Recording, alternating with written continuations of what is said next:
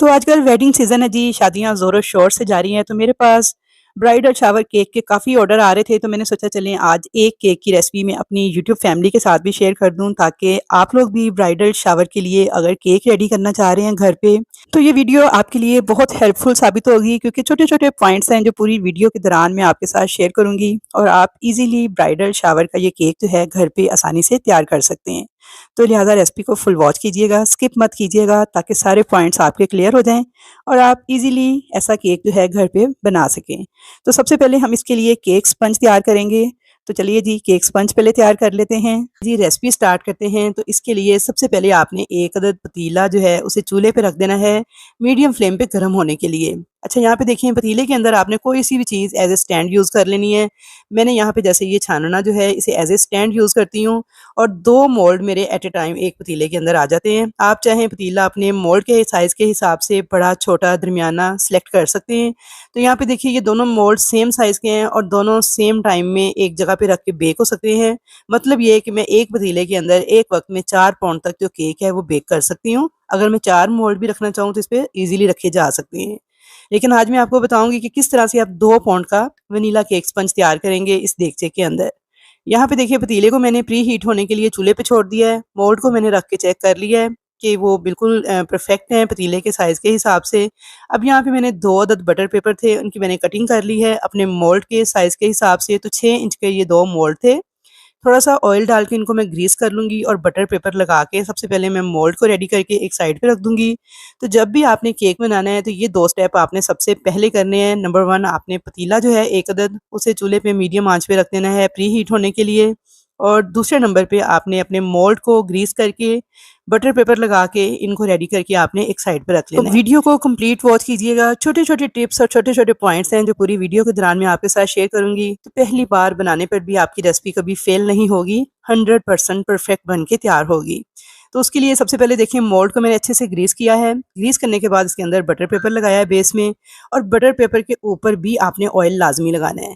इस तरीके से आपने दोनों मोल्ड्स को रेडी करके एक साइड पे रख लेना है। तो 2 पाउंड्स हाइटेड केक की केक स्पंज बनाने की जो वीडियो है वो मैं आपके साथ शेयर कर रही हूँ। यहाँ पे मैंने 4 अदद बड़े साइज़ के अंडे लिए हैं। बाकी चीज़ें जो हैं वो ग्राम्स मेजरमेंट और कप्स मेजरमेंट दोनों मैं आपके साथ शेयर कर रही हूँ। आधे कप के बराबर मैंने ली है पीसी हुई चीनी। नॉर्मल चीनी थी जिसे मिक्सी जार में पीस लिया था, तो आधा कप लेवल करके लिया है। कुकिंग ऑयल मैंने लिया है 1/3 कप। 1/3 कप कुकिंग ऑयल आप लेंगे और ग्राम्स में रेसिपी मेंशन है, आप देखते जाएँ। मैदा मैंने लिया है। अच्छा, यहाँ पे ना मैदे वाले कप को गौर से देखें। ये 160 ग्राम मैदा था। तो 1 कप आपने लेवल करके लेना है, साथ में आपने 1/4 कप लेना है लेवल करके। मेरे पास 1/4 वाला कप इस वक़्त मिल ही नहीं था रहा, तो फिर मैंने सारा एक ही कप में डाला है। तो आप देख सकते हैं कप भरा हुआ है फुल। ऊपर देखें इसके आधा-आधा इंच मैदा जो है बाहर आ रहा है। या तो आप इस तरह का फुल भर के कप ले लें या फिर आप 1 कप लेवल करके साथ में 1/4 कप ले लें और मेयरिंग कप्स का आपने इस्तेमाल करना है। वैसे मैं किचन स्केल के साथ ये सारी चीज़ें पहले मैंने मेजर की हैं, उसके बाद मैंने कप्स में डाली हैं। फिर मैं आपको दिखा रही हूँ ताकि बिल्कुल परफेक्ट मेजरमेंट जो है ना वो मैं आपके साथ शेयर करूँ। तो अब यहाँ पे आपने बहुत ध्यान के साथ ये सारी मेजरमेंट करनी है। दबा-दबा के नहीं मैदे को भरना, बस लूज़ सा आपने 1 कप भरना है, उसे लेवल करना है। साथ 1/4 कप भर लेना है, उसे लेवल कर लेना है। दबा-दबा के नहीं भरना। के अलावा मैंने यहाँ पे वनीला एसेंस लिया है 1 टीस्पून और 1 एंड हाफ टीस्पून मैं यूज़ करूँगी बेकिंग पाउडर। यहाँ पे एक बाउल के अंदर मैंने बड़े साइज़ के 4 अंडे लिए हैं। आपके पास ना हो बड़े साइज़ के तो फिर आप जौन से भी हों यूज़ कर लें, रेसिपी बन जाएगी। बस स्पंज जो है वो थोड़ा छोटा बनेगा। तो 4 अंडे मैं डाल दूँगी एक बाउल के अंदर। इसके साथ ही मैं इसके अंदर पिसी हुई चीनी जो कि मैंने आधा कप ली है लेवल करके, ये डाल दूँगी और साथ ही इसमें वनीला एसेंस डाल दूँगी 1 टीस्पून। थोड़ा-सा इनको मैंने मिक्स कर लिया है, वरना फिर चीनी जो है एकदम से जब बीट करते हैं ना तो वो हार्ड उठता है पूरा धुएँ का। तो यहाँ पे देखें जी, अब इसे मैं बीट करती जाऊँगी। तो बीटर जो हैं डिफरेंट किस्म के होते हैं, किसी की स्पीड लो होती है, किसी की तेज़ होती है, कोई अच्छी क्वालिटी का होता है, कोई लो क्वालिटी का होता है। हज़ारों तरह के बीटर हैं हर एक के पास, तो मैं आपको ये बिल्कुल नहीं कहूँगी कि आप 3 मिनट बीट करें, 2 मिनट बीट करें, 4 मिनट बीट करें, कोई टाइम का इश्यू नहीं है।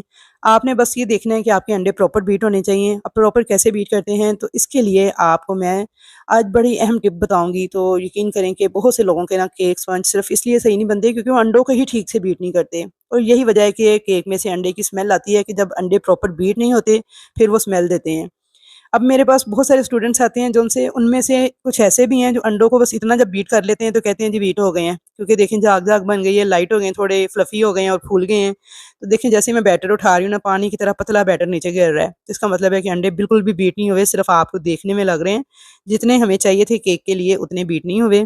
वो कैसे होंगे, मैं आपको बड़ी आसान सी एक टिप बता रही हूँ, यकीन करें दुआएं देंगे मुझे आप कि किसी ने भी आपको कभी ये इस तरीके से नहीं बताया होगा कि अंडों को ऐसे चेक करते हैं।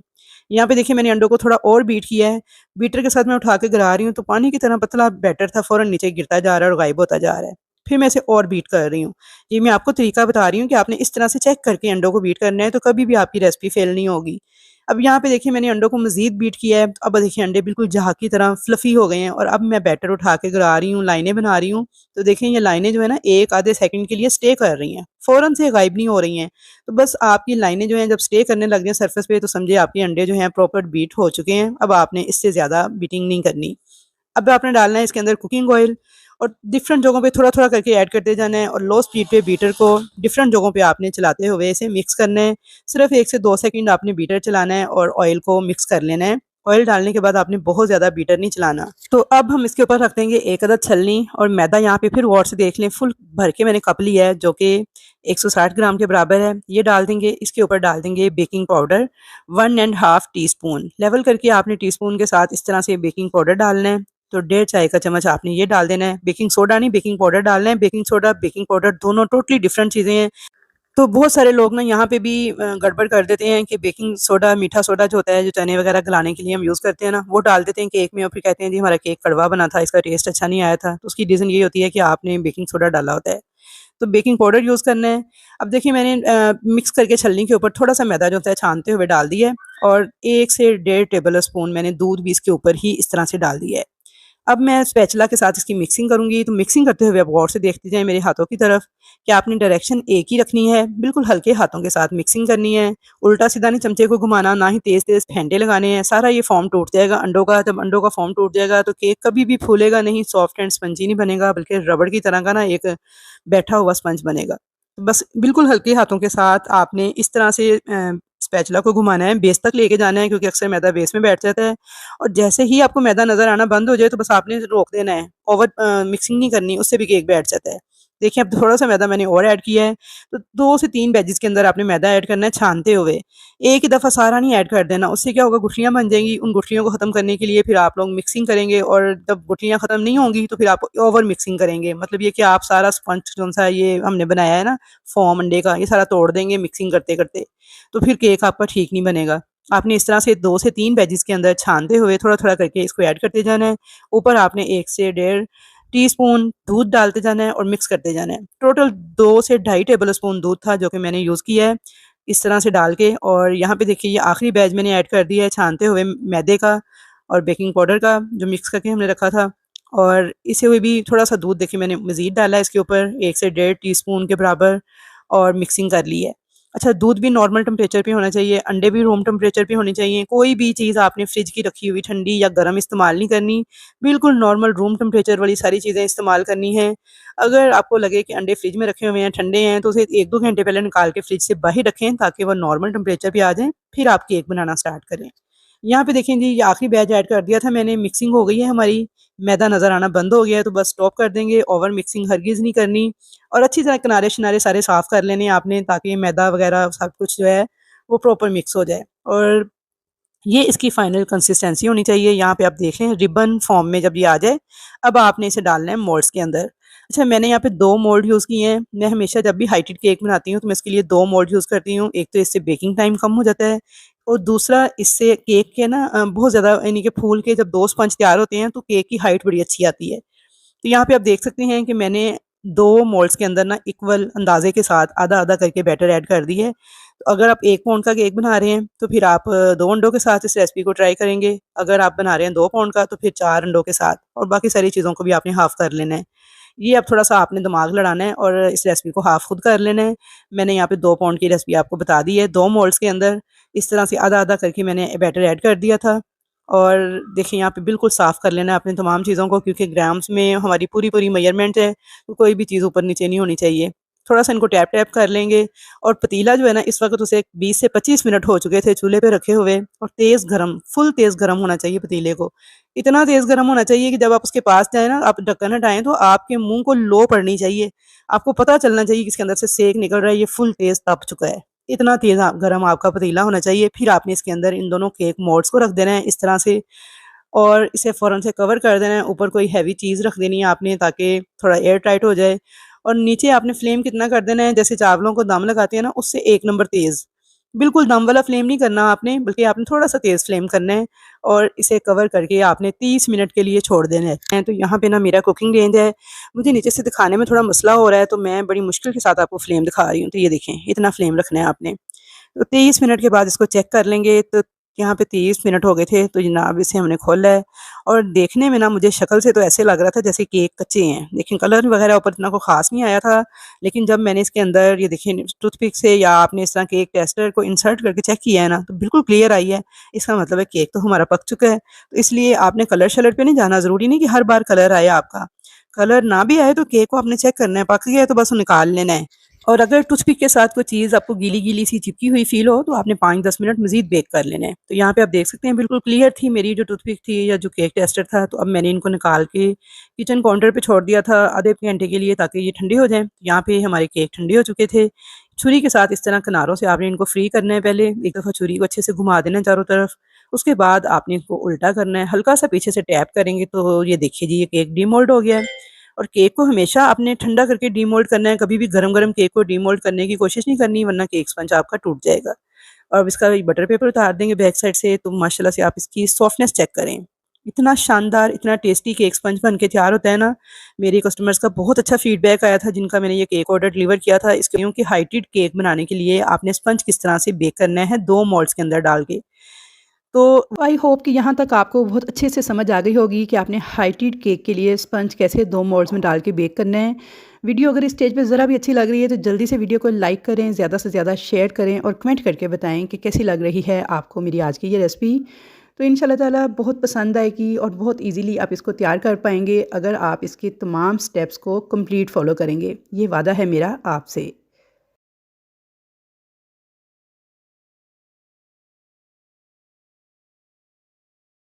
अब कटिंग कैसे करनी है, सेंटर में आपने छुरी रखनी है, ऊपर से हाथ का सहारा देके आपने एक रिंग बनाना है। जहाँ से वो रिंग खत्म होगा, आपने छुरी को आरी की तरह चलाते हुए अंदर की तरफ ले जाना है, और आगे से आपने हाथ की सपोर्ट ज़रूर देनी है, वरना टूट जाएगा स्पंज आपका एंड से। तो ये देखिए बिल्कुल इक्वल कटिंग होगी। आपके जो स्लाइस हैं केक के, जब इक्वल कटेंगे ना, तो इसकी फ्रोस्टिंग भी फिर इक्वल होगी, फिर केक अनबैलेंस नहीं होगा, बिल्कुल बैलेंस इसकी हर चीज़ जो है ना वो होगी। इसलिए कटिंग आपने बहुत प्रॉपर और परफेक्ट इक्वल करनी है। अच्छा जी, जो काम की चीज़ थी वो मैंने आपको अब बता दूँ, तो देखिए यहाँ पे मैंने दोनों केक स्पंज जो हैं इनको डीमोल्ड आपके सामने किया है। ऊपर से पतली सी लेयर उतारी है, बाकी लेयर्स को दो-दो स्लाइस में काट लिया है, और अब चारों को मैंने जब इकट्ठा किया तो देखिए ये हाइटेड केक हमारा बन के तैयार होगा। तो यहाँ पे केक की स्टैकिंग कैसे करनी है, इस पे क्रीम कैसे अप्लाई करनी है, तो क्रीम को व्हिप कैसे करना है, व्हिपिंग क्रीम मैं यूज़ करती हूँ। इसे व्हिप करने की कंप्लीट वीडियो जो है वो मैंने कुछ दिन पहले आपके साथ शेयर की थी, मैं उसका लिंक डिस्क्रिप्शन बॉक्स में डाल दूँगी। तो आपने वहाँ से देख के सबसे पहले क्रीम को व्हिप कर लेना है, उसके बाद उस क्रीम को पाइपिंग बैग में भर लेना है। थोड़ी-सी क्रीम देखिए मैंने केक बोर्ड के ऊपर लगाई है, और केक की फर्स्ट लेयर को रख के हल्का-सा प्रेस कर दिया है। अच्छा, यहाँ पे मैं इसे शुगर सिरप के बजाय मैं इसे पाइनएप्पल सिरप के साथ सोक कर रही हूँ। ये पाइनएप्पल का वही सिरप है जो पाइनएप्पल टिन में से निकलता है। तो पाइनएप्पल टिन में से सिरप को मैंने छान के निकाल लिया था, और जो इसके चंक्स थे पाइनएप्पल के, उसे मैंने बारीक-बारीक छुरी से काट लिया था, क्योंकि हमने ये पाइनएप्पल फ्लेवर में ही केक तैयार करना है। तो यहाँ पे पाइनएप्पल सिरप के साथ जब आप इस केक को सोक करेंगे ना, तो यकीन करें इतना ज़बरदस्त फ्लेवर आता है ना इस केक में से पाइनएप्पल का, कि खाने वाले उँगलियाँ चाटते रह जाएँगे, और जो कोई आपसे ये केक ऑर्डर करेगा ना, तो बार-बार आपसे डिमांड करेगा। यहाँ पे देखिए केक को मैंने चम्मच के साथ पाइनएप्पल सिरप डाल के अच्छे से सोक कर लिया है, कि कोई भी जगह केक की ड्राई नहीं रहनी चाहिए। अब इसके ऊपर मैं क्रीम को इस तरह से एक पतली सी लेयर अप्लाई कर दूँगी। थोड़ा-सा मैंने उसे लेवल कर लिया था। अब एक केक की जो क्रीम थी उसके साथ हम एक रिंग बनाएँगे इस तरह से, और इसके दरमियान में फिलिंग करेंगे पाइनएप्पल चंक्स की, ताकि ये रिंग आपने ज़रूर से बनाना है, ताकि जो पाइनएप्पल के चंक्स हैं ना, वो जब हम केक को प्रेस करें, या केक थोड़ा-सा जब इसके ऊपर वज़न आएगा, ये बैठेगा, तो चंक्स जो हैं बाहर ना आएँ इसके, और बाहर वाली फ्रॉस्टिंग को ख़राब ना करें। तो इसलिए आपने लाज़मन से क्रीम का एक रिंग बनाना है, उसके बाद इसके अंदर पाइनएप्पल चंक्स की फिलिंग करनी है। थोड़ी-सी क्रीम अब इसके ऊपर लगा देंगे, और इसे भी हल्का सा लेवल करके केक की दूसरी लेयर को रख के सेम उसी तरीके से इसकी भी सोकिंग करेंगे। अच्छा, सोकिंग कितनी करनी है? बहुत ज़्यादा भी नहीं करनी और बहुत कम भी नहीं करनी कि केक बिल्कुल ड्राई ड्राई सा लगे। बस आपने नॉर्मल सी सोकिंग चम्मच के साथ इस तरह से करते जाना है कि केक की कोई भी जगह जो है खाली नहीं रहनी चाहिए, यानी तमाम जगह आपको गीली नज़र आनी चाहिए। लेकिन बहुत ज़्यादा ओवर सोकिंग भी नहीं करनी कि जो सिरप है वो निकल निकल के बाहर आना शुरू हो जाए। बस नॉर्मल तरीके से आपने इस तरह से तमाम जगहों पे इस सिरप को डाल देना है। अब फिर उसी तरह से हम थोड़ी-सी क्रीम अप्लाई करेंगे, रिंग बनाएँगे और इसके अंदर पाइनएप्पल चंक्स की फिलिंग करते हुए इस पूरे केक को इस तरह से हल्की-सी क्रीम लगा के फाइनल लेयर को क्रम्ब कोट कर देंगे और इसे आपने फ्रिज में छोड़ देना है 8 से 10 घंटे के लिए। इससे क्या होगा, केक ने जितना बैठना होगा बैठ जाएगा, सेट हो जाएगा, क्रीम जो है इसके ऊपर फिक्स हो जाएगी। तो ये क्रम्ब कोटिंग वाला स्टेप आपने ज़रूर से करना है। तो यहाँ पे जनाब मैंने क्रम्ब कोट करके फ्रिज में रख दिया था 8 से 10 घंटे के लिए इस केक को, और उसके बाद मैंने इस केक को अब फाइनल फ्रॉस्टिंग करनी है। तो फाइनल फ्रॉस्टिंग करने के लिए मैंने इसके ऊपर 3 किस्म की क्रीम जो है वो अप्लाई करनी है। एक वाइट कलर में है और एक पिंक कलर में और एक पर्पल कलर में। तो यहाँ पे तीनों किस्म कलर की जो क्रीम थी ना उसे मैंने व्हिप कर लिया था, और जो कलर वाली क्रीम है वो वाइट क्रीम व्हिप करके उसमें मैंने थोड़ा-सा जेल फूड कलर ऐड कर दिया था और वो कलर आ गए थे क्रीम के अंदर। अब इसके साथ इस तरह से मैं रिंग बनाती जाऊँगी डिफरेंट जो कलर थे उनको यूज़ करते हुए। तो इस तरह से आपने केक को कवर कर लेना है क्रीम के साथ। अच्छा, यहाँ पे देखिए पूरे केक को मैंने क्रीम से कवर करके नीट कर लिया था और थोड़ी-सी मैंने व्हाइट क्रीम बोर्ड पे भी लगा दी थी। मैंने ये केक ब्लैक बोर्ड पे बनाया था, लेकिन मेरे कस्टमर का कहना था हमें राउंड शेप में बोर्ड चाहिए, तो मैंने लिहाज़ा इस केक को इस राउंड शेप वाले बोर्ड के ऊपर शिफ्ट कर लिया था।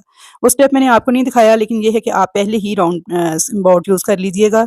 अब यहाँ पे देखिए ये फॉन्डेंट थी और तो आपने इसे इस तरह से काट के तो हाथों के साथ मसलते जाना है, तोड़ते जाना है, जोड़ते जाना है। तो हाथों की हीट से ही ना ये आहिस्ता-आहिस्ता सॉफ्ट होना स्टार्ट हो जाएगी, बिल्कुल स्मूथ और सिल्की हो जाएगी, इसमें काफ़ी लचक आ जाएगी। तो ये देखिए फॉन्डेंट को मैंने पहले नीट कर लिया था, जब बिल्कुल स्मूथ हो गई थी ये, तो अब इसके अंदर थोड़ा-सा टाइलोस पाउडर ऐड करेंगे।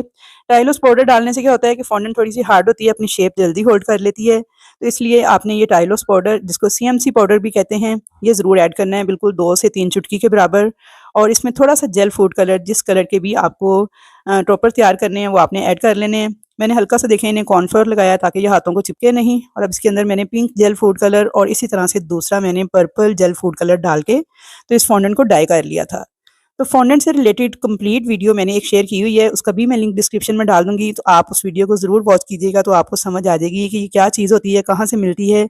ईटेबल होती है, शुगर से बनी होती है, ये शुगर पेस्ट चीनी, पीसी हुई चीनी से, और इसे खा सकते हैं और ये ईटेबल है। ये मैं आपको बता देती हूँ। अच्छा, यहाँ पे देखिए ये फॉन्डेंट को मैंने नीट कर लिया था, 2 कलर की फॉन्डेंट जो है उसे मैंने रेडी कर लिया था। अब थोड़ा-सा कॉर्नफ्लोर लगा के इसे मैंने बेल लिया था बिल्कुल पतली-पतली रोटी की तरह, और इस तरह से चुनटे डाल के आपने फ्रॉक की शेप दे लेनी है। और इसे आपने जो केक का मोल्ड होता है ना जिसमें आपने तैयार किया था केक को, उसके ऊपर इस तरह से लगा के तो ड्राई होने के लिए छोड़ देना है। जब ये टॉपर्स ड्राई हो जाएँगे ना तो बड़े अच्छे से क्रीम केक के ऊपर ये बैठ जाएँगे, सेट हो जाएँगे, स्लिप नहीं करेंगे फिर, और अपनी शेप को होल्ड कर लेंगे। तो यहाँ पे देखिए ये दोनों फ्रॉक्स जो हैं इनको मैंने इस तरह से चुनटे डाल के शेप दे के इस बोर्ड के ऊपर छोड़ दिया था रात भर के लिए। लेकिन एयर टाइट जगह पे छोड़िएगा, मॉइस्चर वाली जगह पे मत छोड़िएगा, वरना ये सॉफ्ट हो जाएगी फॉन्डेंट। तो यहाँ पे आप देख सकते हैं कि इस तरीके से मैंने इनको ड्राई होने के लिए छोड़ दिया था। तो चलिए जी अब केक की तरफ चलते हैं। तो केक यहाँ पे हमारा क्योंकि हमने फाइनल फ्रॉस्टिंग कर ली थी, अब इसके ऊपर टॉपर्स अप्लाई करने हैं। यहाँ पे देखिए ये फ्रॉक वाले टॉपर्स जो हैं, ये लगाने से पहले हमने यहाँ पे ये प्रिंट आउट मैंने पिंटरेस्ट से निकलवाया था। इस तरह से जो कस्टमर ने पिक्चर शेयर की थी उसके मुताबिक इसके वो स्टिक के साथ आपने इस तरह से लगा लेना है। अच्छा, पिंटरेस्ट के साथ कैसे पिक्चर्स को डाउनलोड करते हैं, कैसे उनके प्रिंट आउट निकलवाते हैं, इससे रिलेटेड एक बड़ी डिटेल के साथ वीडियो मैंने शेयर की थी, उसका भी मैं लिंक डिस्क्रिप्शन बॉक्स में डाल दूँगी। वहाँ से देख के आप पिंटरेस्ट से इन तमाम पिक्चर्स को ईज़िली डाउनलोड कर सकते हैं और अपने किसी भी करीबी फ़ोटोग्राफ़र को दे के फ़ोटोशॉप से आप इसके प्रिंट आउट निकलवा सकते हैं। तो बिल्कुल इसी तरह ये प्रिंट आउट मैंने निकाला था। इसके नीचे देखिए दोनों फ्रॉक जो फॉन्डेंट से तैयार की थी, ड्राई हो चुकी थी। अब उनको मैंने सेट कर दिया था। ये बटरफ्लाइज़ के प्रिंट आउट भी मैंने पिंटरेस्ट से निकलवाए थे। ये अटैच कर दिए थे। नीचे उसका नेम जो था कटर के साथ मैंने फॉन्डेंट के साथ निकाला था। 2 ब्राइड्स थी, ये 2 बहनें थी जिनका ब्राइडल शावर था। तो ब्राइड टू बी लिख के मैंने इस तरह से इसके ऊपर पर्ल्स डाल के इसको डेकोरेट कर दिया था। अब फ्रॉक्स के ऊपर थोड़ा-सा गोल्डन कलर का टच देना था, तो यहाँ पे मैंने गोल्डन फॉइल पेपर यूज़ किया है। हल्का-हल्का मैंने इसे ऑयल लगा दिया था ताकि इसमें शाइन आ जाए। तो यहाँ पे आप देख सकते हैं कि फॉन्डेंट के ये टॉपर्स कितने अच्छे से ड्राई हो चुके हैं और सेट हो चुके हैं, और इन्होंने अपनी शेप बड़ी अच्छे से होल्ड कर ली थी। तो इसलिए टाइलोस पाउडर आपने ज़रूर ऐड करना है फॉन्डेंट के अंदर, उससे ये टॉपर्स जो हैं अपनी शेप बड़ी अच्छी तरह से होल्ड कर लेते हैं। यहाँ पे आप देख सकते हैं जी, ये मैंने आपको दिखा दिया, ये फॉइल पेपर है। इसे आपने इस तरीके से इन फ्रॉक्स के ऊपर अटैच कर देना है। तो बड़ी अच्छी सी शाइनी सी लुक आ जाएगी इन फ्रॉक्स की। और ये थी जी हमारी केक की फाइनल लुक। थोड़े से वाइट कलर के बीड्स थे जो कि मैंने इस पूरे केक के ऊपर स्प्रिंकल कर दिए थे और ये केक सुपर एलिगेंट लग रहा था। कस्टमर का फीडबैक भी मैं आपके साथ शेयर करती हूँ। तो ये देखिए माशाल्लाह से ये था मेरे कस्टमर्स का फीडबैक और ये थी केक की फाइनल लुक। तो आई होप कि आज की वीडियो आपके लिए काफ़ी हेल्पफुल होगी। अगर किसी चीज़ की समझ ना आई हो तो आपने कमेंट सेक्शन में मुझे बताना है, तो मैं इंशाल्लाह ताला उस पे भी एक डिटेल वीडियो बना के आपको गाइड कर दूँगी। वैसे मैंने अपनी तरफ से तमाम स्टेप्स जो हैं वो आपको डिटेल से बताने की कोशिश की है, लेकिन फिर भी देखें वीडियो कितनी लेंथी हो गई है।